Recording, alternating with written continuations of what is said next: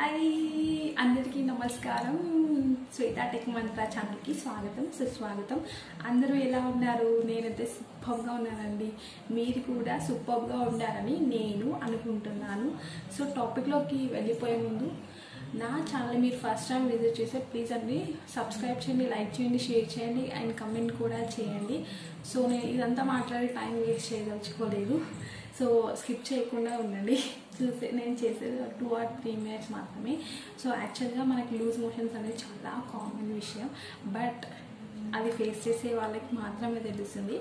So మనం హాస్పిటల్కి వెళ్ళిపోతాం, ఏది వచ్చి మనం మెయిన్గా వెళ్తున్నాం హాస్పిటల్కి. హోమ్ రెమెడీస్ అనేది చాలామంది పట్టించుకోవట్లేదు.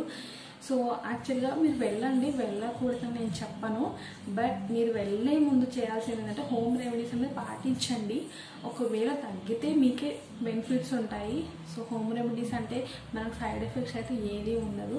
సో యాక్చువల్గా లూజ్ మోషన్ తగ్గాలంటే చిన్న వాళ్ళకైనా పెద్ద వాళ్ళకైనా కూడా ఎలాంటి హోమ్ రెమెడీస్ పాటిస్తే తగ్గుతాయి అనేది నేను మీకు ఇప్పుడు టాపిక్లో చెప్పబోతున్నాను.